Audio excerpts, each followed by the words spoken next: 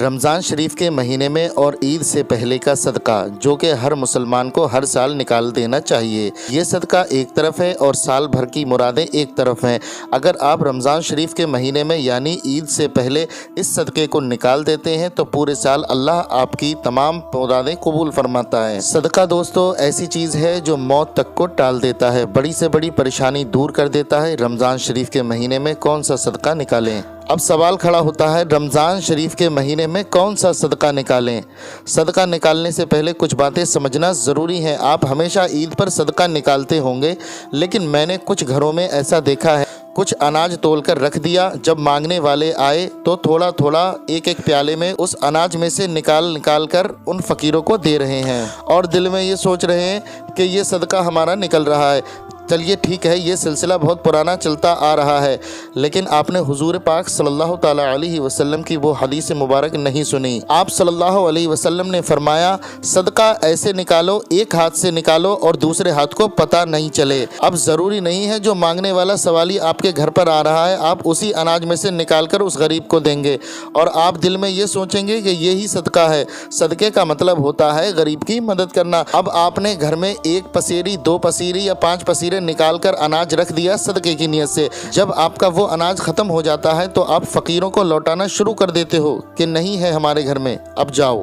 تو دوستو ایسے صدقے سے کیا فائدہ کہ صدقہ تو وہ ہونا چاہیے اگر سوالی آپ کے گھر پر آ رہا ہے تو اللہ کی رضا کے لیے اپنی جیب سے جو ہو سکے، جتنا ہو سکے اس کی مدد کر دیں۔ آپ آج اس کی مدد کریں گے، کل اللہ آپ کی مدد کرے گا۔ اسلام میں مدد کا وہ حکم آیا ہے کہ اگر آپ کے گھر میں کھانے کے لیے ایک روٹی ہے اور آپ کے گھر میں مانگنے کے لیے کوئی آ جائے تو آپ آدھی روٹی اسے دے دیں اور آدھی روٹی اپنے بیوی بچوں کے لیے بچا لو۔ شریعت کا حکم یہ ہے۔ تو یہ چیزیں تو ہم نے سمجھ لیں کہ صدقہ کیا ہوتا ہے۔ اب بات کرتے ہیں رمضان شریف کے مہینے میں ہمیں کتنا صدقہ دینا چاہیے اور کتنا صدقہ ہمارے اوپر واجب ہے۔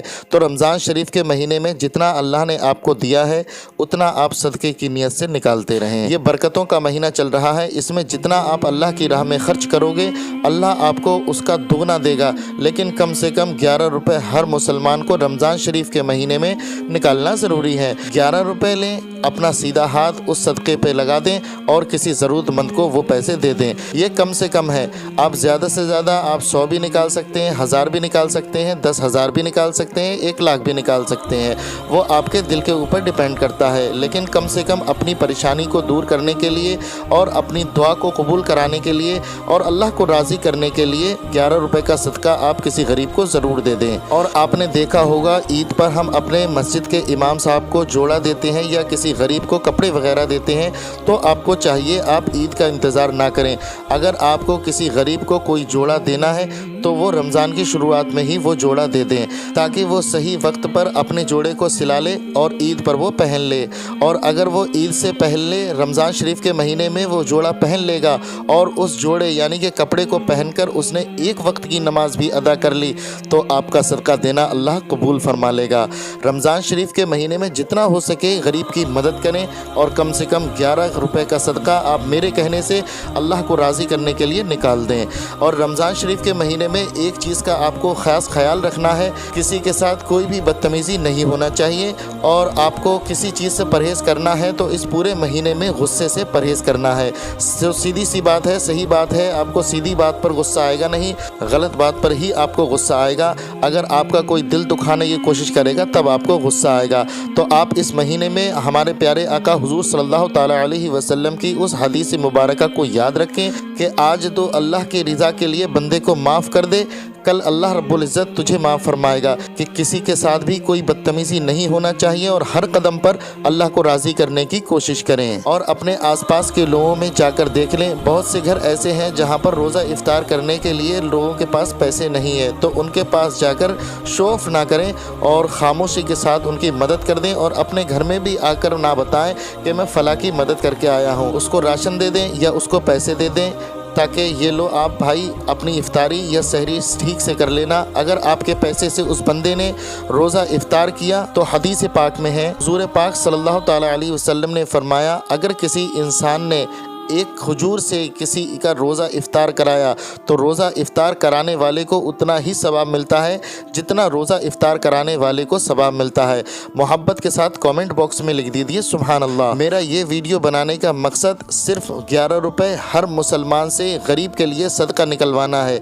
आप एक बार निकालिए, इंशाअल्लाह पूरे साल आपकी तमाम परेशानियों को अल्लाह तबारक व तआला दूर फरमाएगा। बस सच्ची नीयत से कम 11 रुपए और ज़्यादा से ज़्यादा जितना हो सके बिल्कुल अलग हट के, ऐसा नहीं है कि आपके सदक़े के पैसे रखे हुए हैं आप उसमें से निकाल कर दे रहे हैं, नहीं, बिल्कुल अलग से आप अपनी जेब से अपनी हलाल कमाई के 11 रुपए दिल से निकालें और किसी गरीब को दे दें। फिर आप देखना इंशाअल्लाह आपको कितना सुकून मिलेगा और पूरे साल की मुरादें इन 11 रुपए पर डिपेंड होगी। पूरे साल की मुरादें एक तरफ रख दो और ये 11 रुपए का एक तरफ रख दो। इंशाअल्लाह तबारक व तआला चाहेगा आपकी तमाम परेशानियां दूर हो जाएंगी, तमाम मुरादें पूरी होंगी। बाकी आप जो ईद पर रमज़ान पर सदका निकालते हैं वो निकालते रहें, लेकिन रमज़ान के महीने में अल्लाह को राज़ी करने के लिए 11 रुपए का एक्स्ट्रा सदका निकाल दें। फिर आप देखना कितना आपको सुकून मिलेगा। उम्मीद है आपको ये वीडियो पसंद आई होगी। सदका जारिया की नीयत से इस वीडियो को शेयर कर दें। आप जितना इस वीडियो को शेयर करेंगे उतने ही मुसलमान लोग गरीब लोगों की मदद करेंगे, उतना ही ज़्यादा सदका निकलेगा जितना इस वीडियो को शेयरिंग हो जाएगी। तो आप इस वीडियो को हर मुसलमान तक पहुँचाने के हमारी मदद करें और ताकि गरीब लोगों को उनका हक मिल जाए। अल्लाह तबारक व तआला आपको इसका अज्र देगा।